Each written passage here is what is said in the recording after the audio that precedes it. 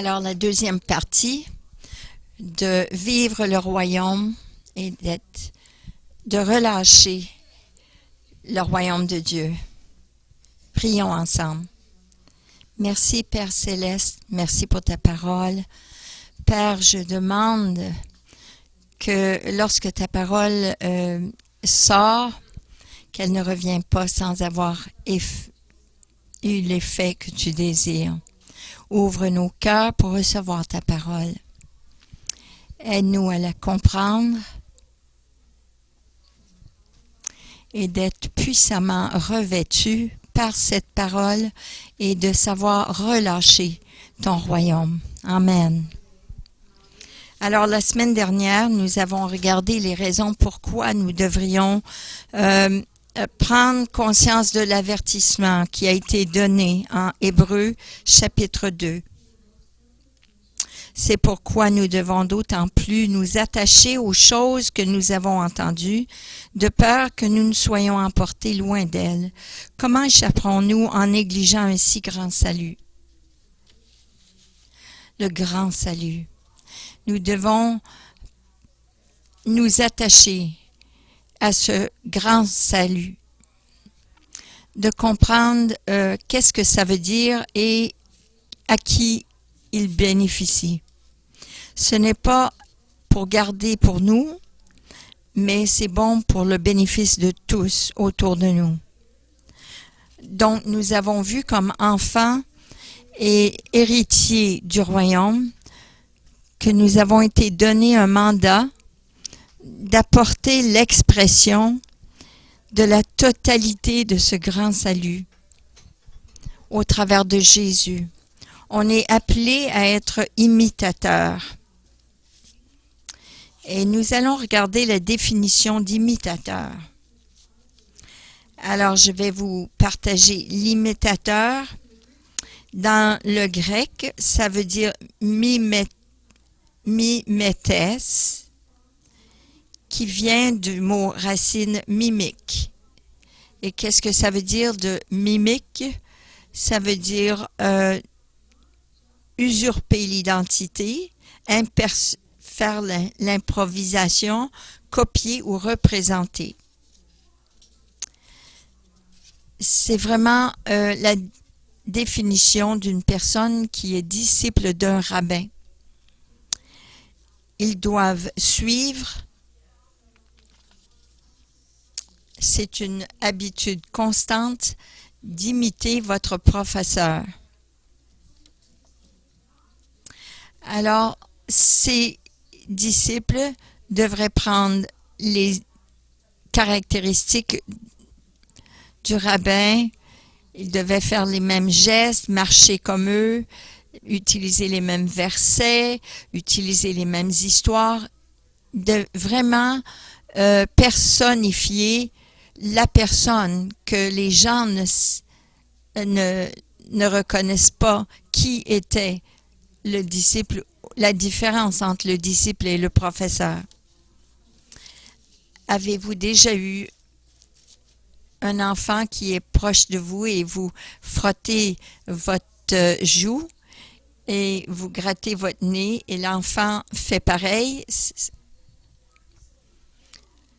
Et là, vous vous mettez à bâiller et l'enfant fait de même. Et après quelque temps, on lui dit « Arrête !» Puis ils répondent « Arrête !» Puis là, vous roulez vos yeux et ils font pareil. Et ce qu'ils font, c'est qu'ils vous copient jusqu'à ce qu'ils deviennent fatigués de le faire.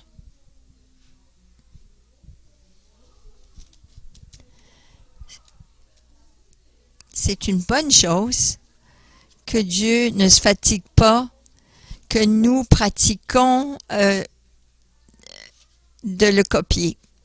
Parce que c'est ce qu'il veut que nous fassions. Il veut que nous activions ce ministère du salut pour être des disciples.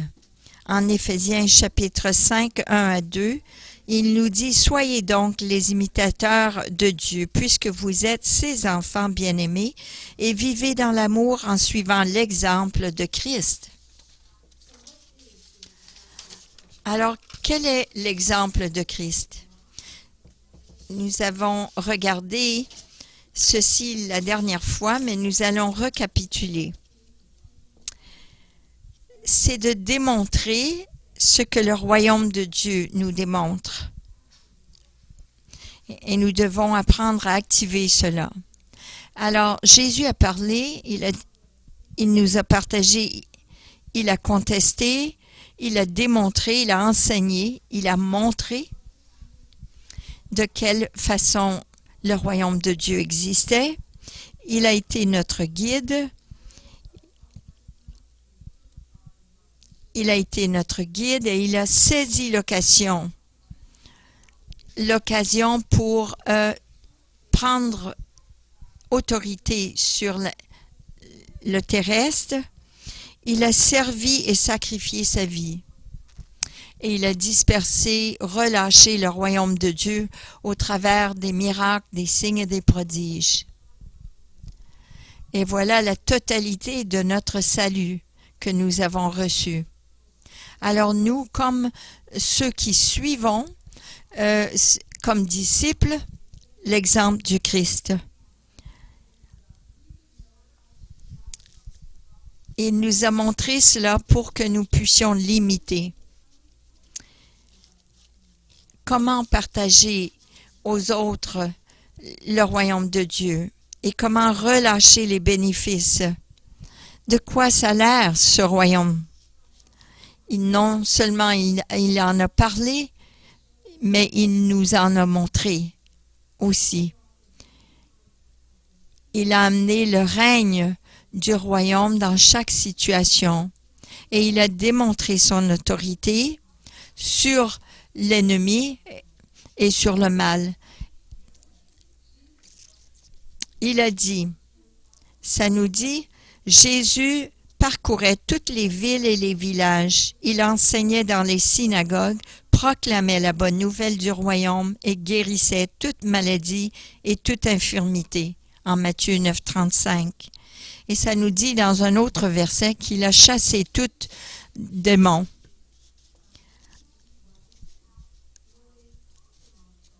Alors ça doit être parler et relâcher. Un n'est pas sans l'autre, mais ce sont la manifestation de le royaume de Dieu que nous devons expérimenter. Alors, quelles sont quelques-unes de ces manifestations? Lorsqu'on est dans sa présence, on ressent son amour. Être dans sa présence, parfois nous sommes dépassés et nous sommes saisis, nous sentons, nous devons nous repentir. Parfois, nous ressentons sa paix. Il y a des signes et des prodiges et des miracles. Il y a des paroles de connaissance, des paroles de sagesse. Il y a de la puissance surnaturelle dans sa présence. Et Paul dit ceci. Mon message ou ma parole et ma prédication ne reposaient pas sur des discours persuasifs de la sagesse humaine, mais sur une démonstration d'esprit et de puissance, afin que votre foi soit fondée non sur la sagesse des hommes, mais sur la puissance de Dieu. 1 Corinthiens 2, 4. Pourquoi avons-nous besoin de la démonstration? Parce que ça accroche l'attention des gens. Et ça devient ce que nous avons, un témoignage de ce que nous avons vu et entendu. L'exemple que nous avons, c'est lorsqu'on va faire de la pêche, on a besoin d'avoir un appât au bout de notre crochet. Mais s'il n'y a pas d'appât, les poissons ne vont pas mordre. Mais si nous mettons un bon verre de terre sur le bout,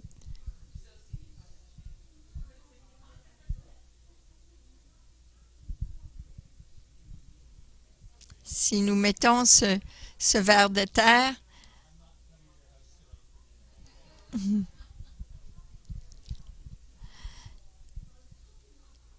ou quelque chose qui attire les poissons sur le crochet, devinez ce qui va arriver. Ils vont tester et ils vont prendre l'appât. Et Jésus nous a appelés des pêcheurs d'hommes. Alors, c'est quoi notre appât? Qu'allons-nous utiliser comme appât pour attirer les gens de venir à l'Évangile, à la réalité du règne du royaume de Dieu?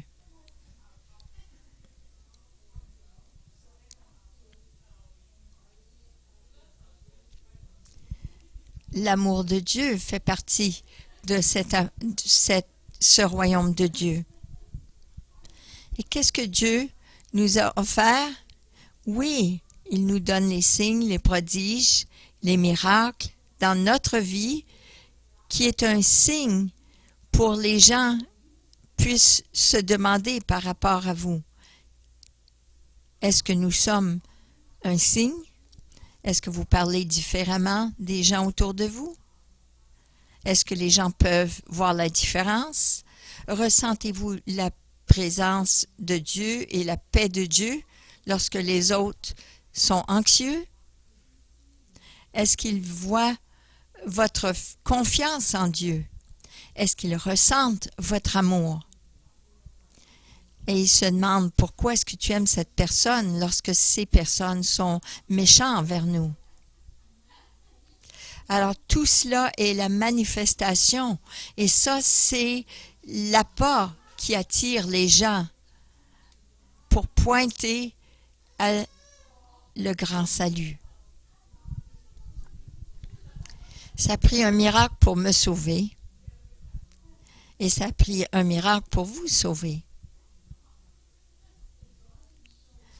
Si Dieu n'était pas là, ça n'aurait jamais arrivé. Il n'y a pas d'appât, les gens ne mordent pas. Ils vont aller voir autre chose qui les attire. Avez-vous remarqué qu'il y a beaucoup de choses autour de nous qui nous induisent en erreur et qui nous attirent à la méchanceté? Il y a beaucoup de choses dans l'histoire de l'Église. La bonne nouvelle, on croyait, était suffisant d'être prêché pour attirer les gens. Mais comment ça se fait, si ça c'est vrai, comment ça se fait que les gens ne frappent pas les portes, défoncent pas les portes pour venir? Ils ne veulent pas juste entendre quelque chose de différent. Ils veulent expérimenter pour eux-mêmes et ils veulent voir la réalité, la vérité de cela. Alors, juste de parler, ça ne garde pas l'attention des gens. Ils veulent nous voir, nous, l'Église, marcher dans la vérité, vivre notre foi. Alors, ça n'a rien à faire avec les belles paroles qu'on peut utiliser pour les attirer au royaume de Dieu. Mais ils veulent avoir une rencontre réelle avec le royaume de Dieu. Ils veulent l'entendre, ils veulent le voir, ils veulent l'expérimenter. Il y a les raisons pourquoi Jésus est venu pour eux-mêmes. C'est pour détruire les œuvres du diable dans nos vies et dans leur vie. Alors, ceci leur donne l'opportunité. Lorsque nous, on partage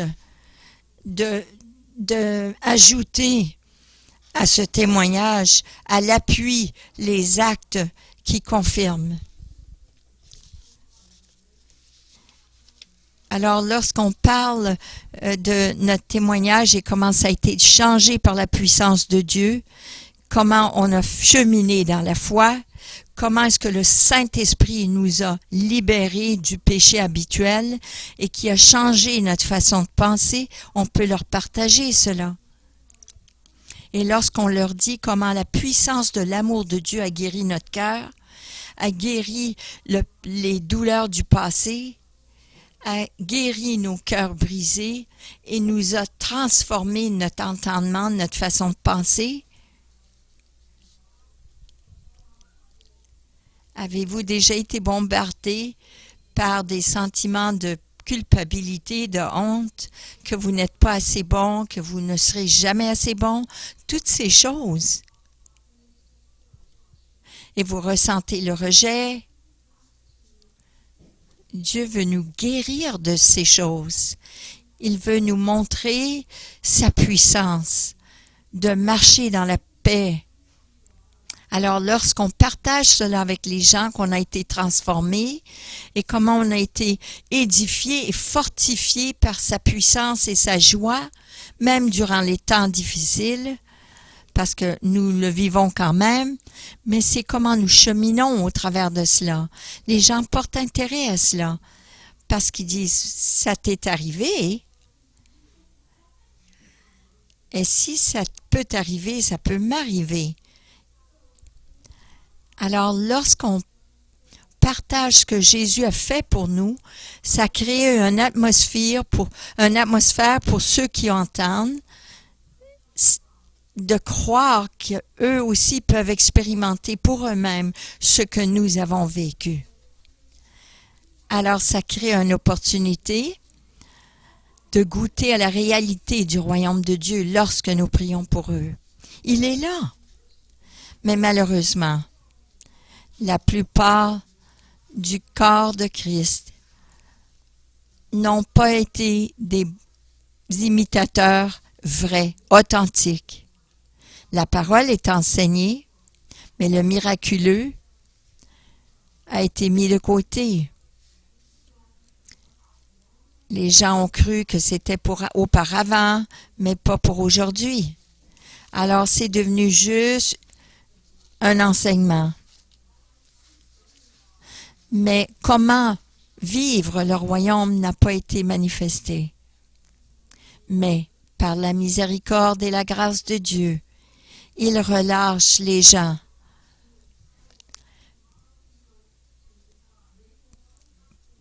D'avoir un grand réveil,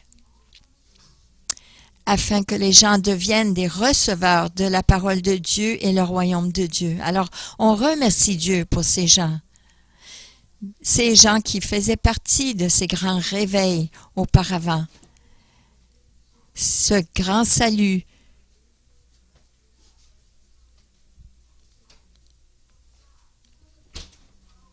à cause d'un manque de connaissances, nous n'avons pas été enseignés qui nous sommes et l'autorité que nous avons en Christ.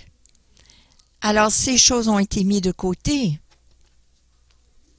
Mais récemment, dans les dernières années, ça a été une redécouverte de voir le surnaturel et les œuvres de l'Esprit et le désir de cette révélation de marcher dans le surnaturel et de démontrer le royaume avec courage et audace, de prier pour les gens et de dire « Je suis enfant de Dieu et je crois que Dieu va agir ». Alors de plus en plus, ceux qui suivent le Seigneur, qui sont disciples de Dieu, ils deviennent maintenant ceux qui sont en feu pour Dieu.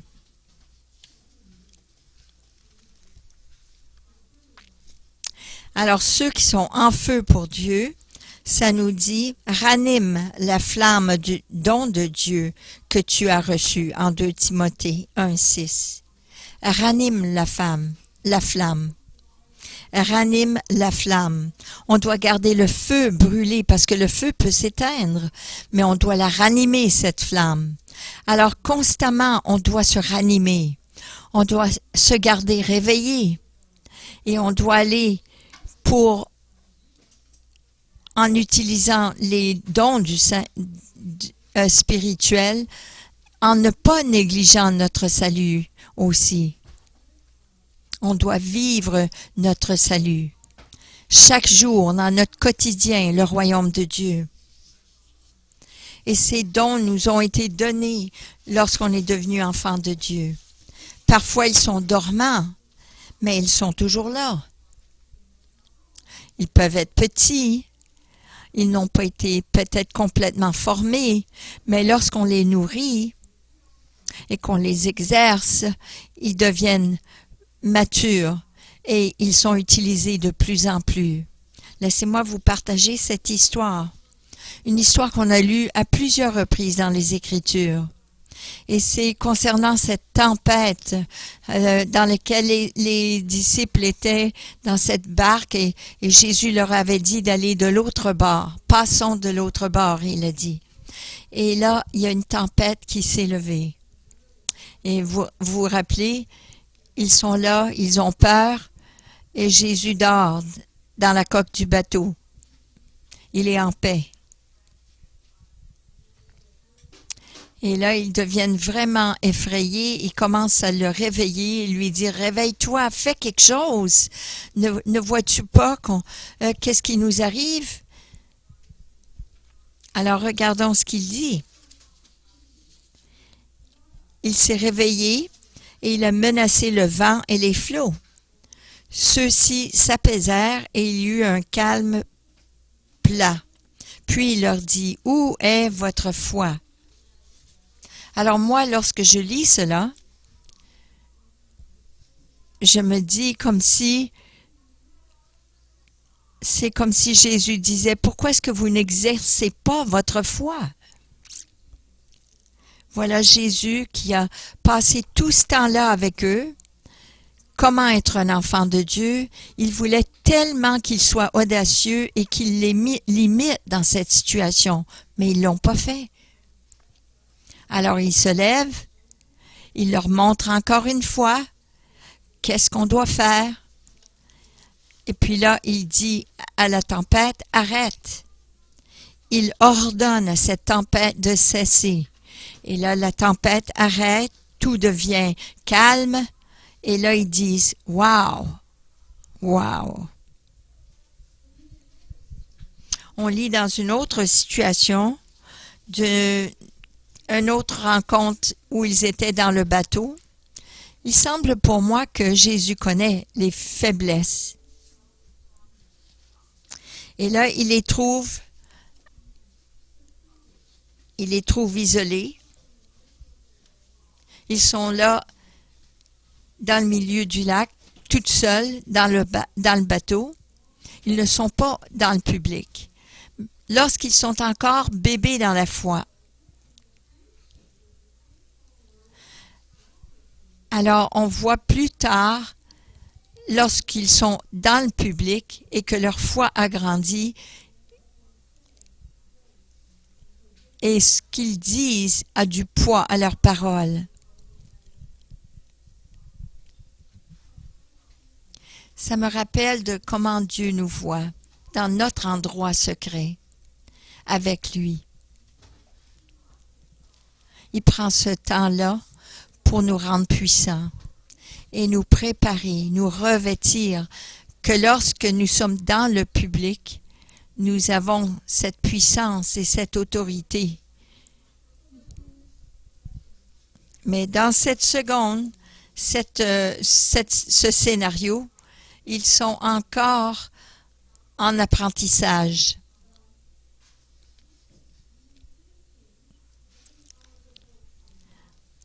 C'est le scénario qui dit « Mais qu'est-ce que tu penses, sortir du bateau comme ça? Qu'est-ce que tu es en train de faire? » Mais on voit Pierre, qui est audacieux, il voit Jésus de loin, il prend la décision de sortir du bateau et imiter Jésus. Jésus dit une parole, viens, Pierre obéit. Il sort du bateau et il marche vers Jésus. Et qu'est-ce qui est arrivé par la suite? Mais là, Pierre, il retire ses yeux de Jésus, regarde ses circonstances, et là, il commence à craindre les vents et la tempête. Et il doute de ce qu'il est en train de faire. Et puis là, il commence à se noyer. Est-ce que vous avez déjà été dans cette situation? Une situation où vous priez pour quelqu'un et vous commencez avec foi, mais là,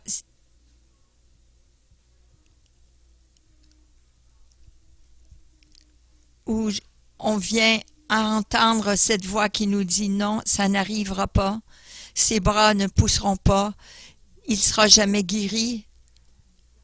Et là, le doute, oui, le doute peut venir au milieu de nous lorsque nous faisons des choses avec les autres. Et dans le milieu de l'atmosphère du royaume, la chair prend place, plus de place. Immédiatement. Qu'est-ce que Jésus il a fait dans cette circonstance? Ça nous dit, aussitôt Jésus tendit la main, l'empoigna et lui dit, « Homme de peu de foi, pourquoi as-tu douté? » Alors nous voyons que l'atmosphère change à peu de foi à la foi. Et nous voyons où la foi doit être appliquée. La première, c'est aucune foi.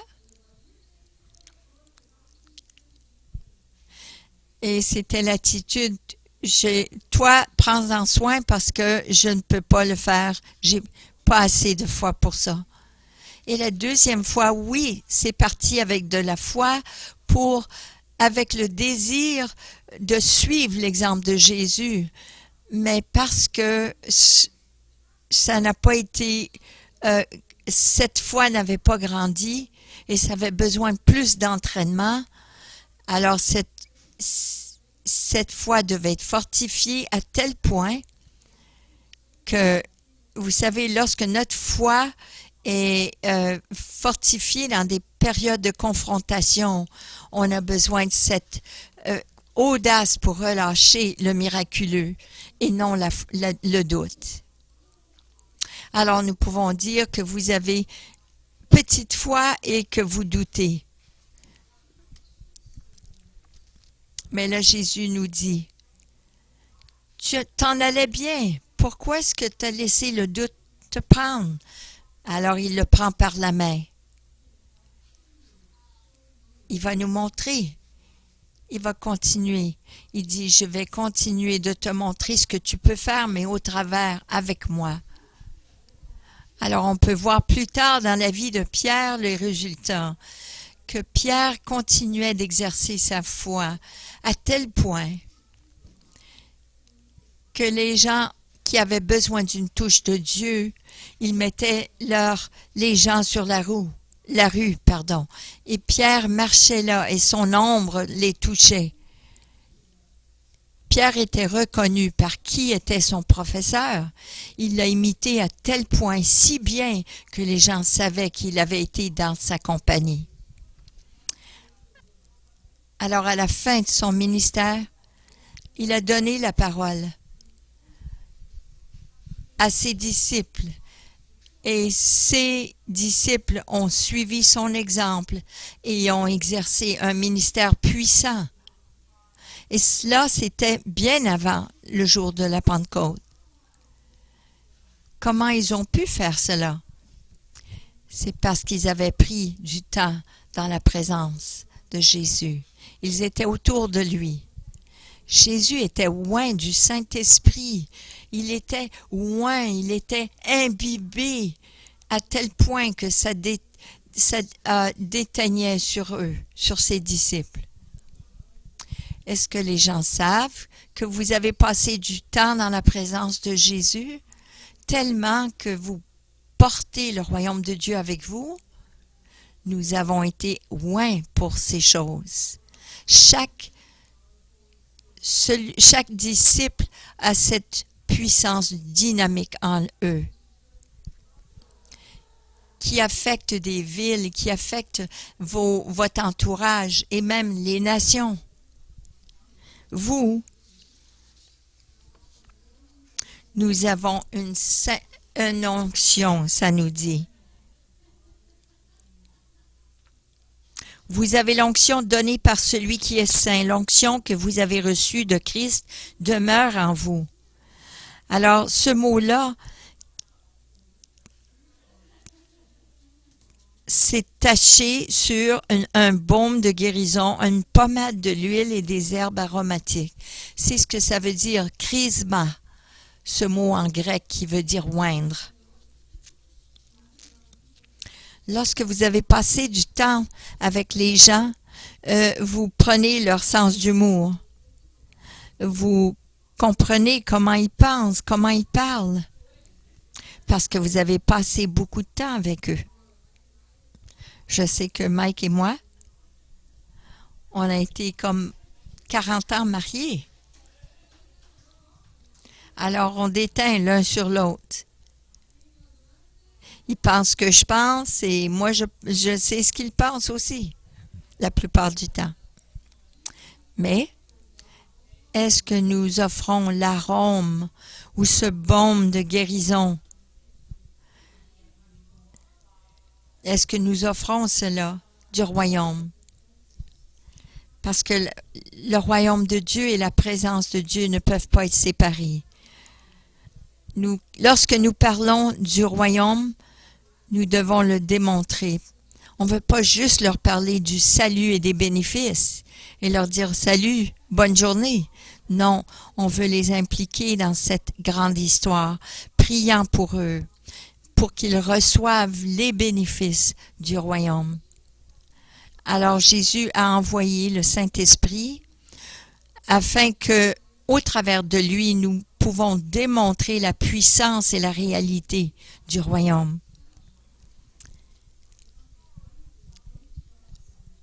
Nous avons été donnés cela. Ça, c'est merveilleux que Dieu nous fait confiance, plus que nous avons confiance en nous-mêmes.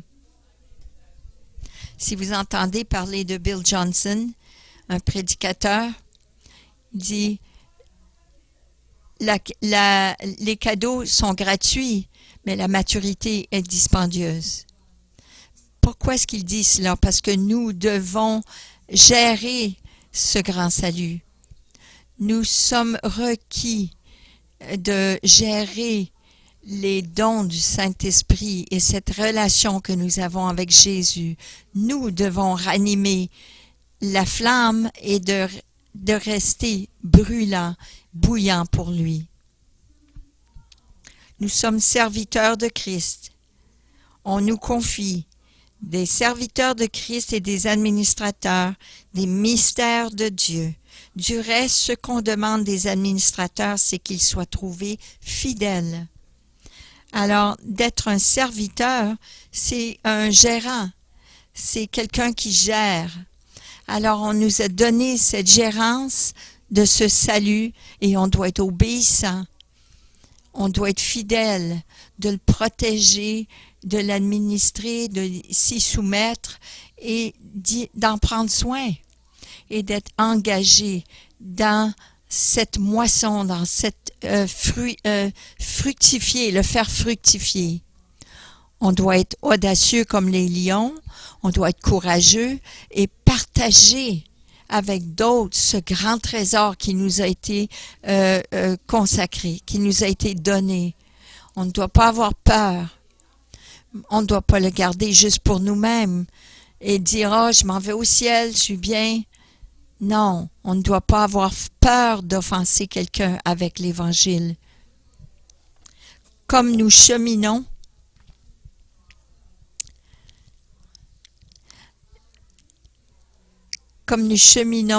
nous permettons que l'influence de Christ nous affecte. On doit regarder et chercher les occasions où Dieu peut se démontrer grand et fort.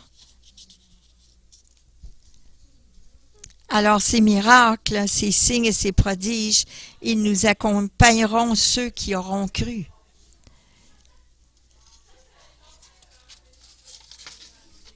À ceux qui croient. Pour ceux qui croient, voici les signes qui accompagneront ceux qui auront cru, nous dit Marc. Et ceux qui auront cru sont ceux qui sont imitateurs de Jésus-Christ. Êtes-vous imitateur? Est-ce que moi je le suis? C'est quelque chose que nous devons nous demander, nous poser la question. On doit vivre une vie naturelle, surnaturelle, mais naturellement. Parce que Dieu nous a établis avec du succès. On doit être convaincu afin d'établir le succès. On doit être convaincu, on doit être attentif.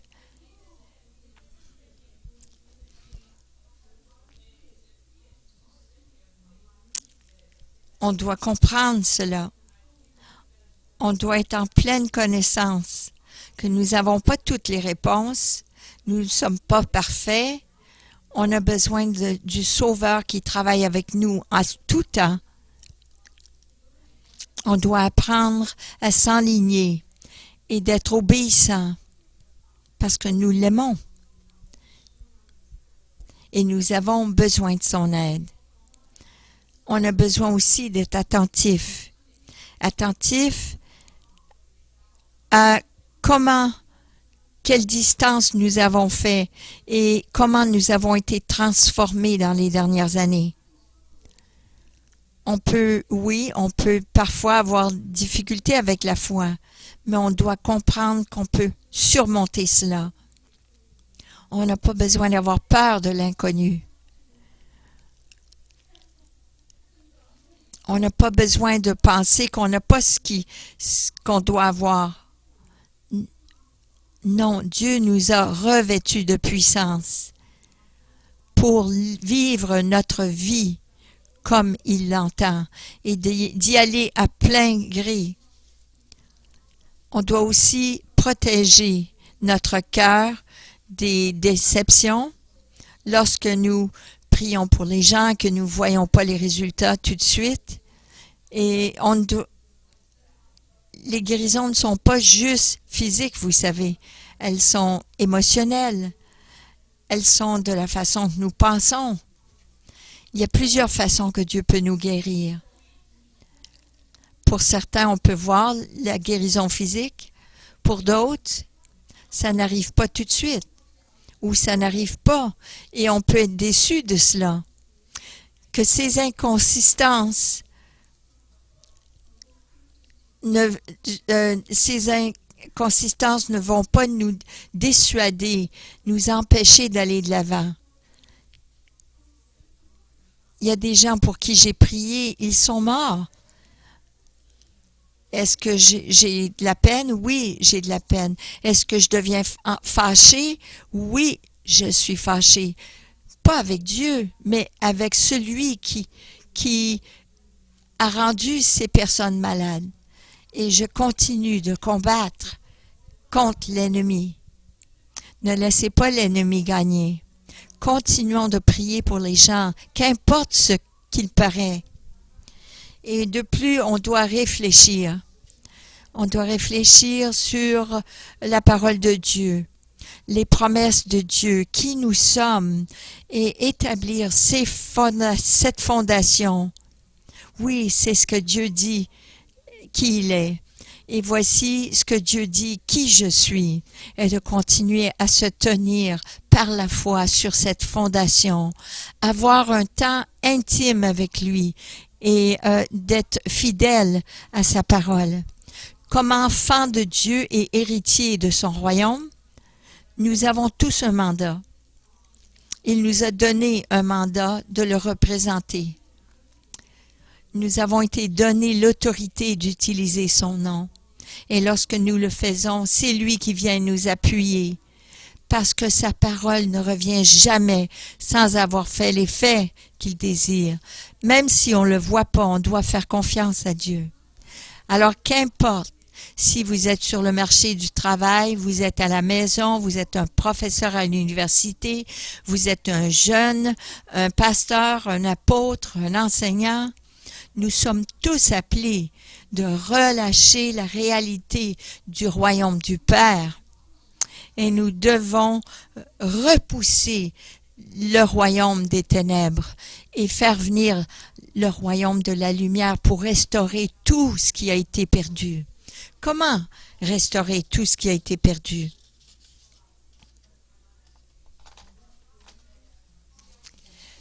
Pour ceux qui croient, ça nous dit, pour ceux qui nous croient, nous sommes appelés. En mon nom, il dit, ils pourront chasser des démons, parler de nouvelles langues, ils poseront les mains sur les malades et ceux-ci seront guéris. Voilà la parole de Jésus. Et après qu'il leur avait parlé, ils s'en allèrent prêcher partout. Le Seigneur travaillait avec eux et il confirmait la parole par les signes qui l'accompagnaient. Voilà ce que la parole nous dit. Il y a une partie que je n'ai pas mis, mais après que Jésus eut parlé, savez-vous où il est allé? Il est allé pour être auprès de son Père. Il n'était pas avec eux. Il était auprès de son Père. Et là, les disciples ont imité leur professeur de telle façon, si parfaitement, qu'ils sont allés prêcher l'Évangile et le Seigneur a confirmé par des signes et des prodiges. Et nous aussi, nous pouvons faire de même. Notre fidélité et dans nos mandats, c'est comment nous allons collaborer avec lui pour avancer le royaume de Dieu. Savez-vous que c'est facile de relâcher le royaume de Dieu? Parce que Jésus est en vous.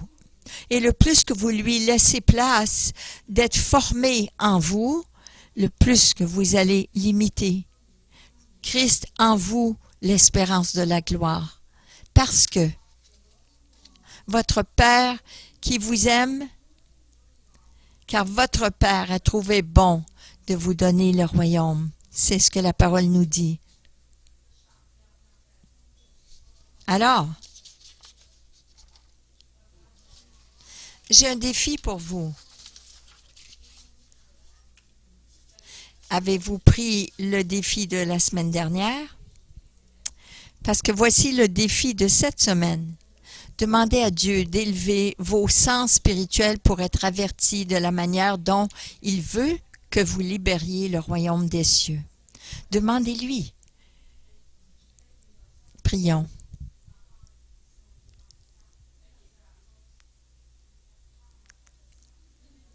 Merci, Père. Merci que tu nous fais confiance avec le royaume de Dieu. C'est extraordinaire. Père, je demande que tu nous montres à tous et individuellement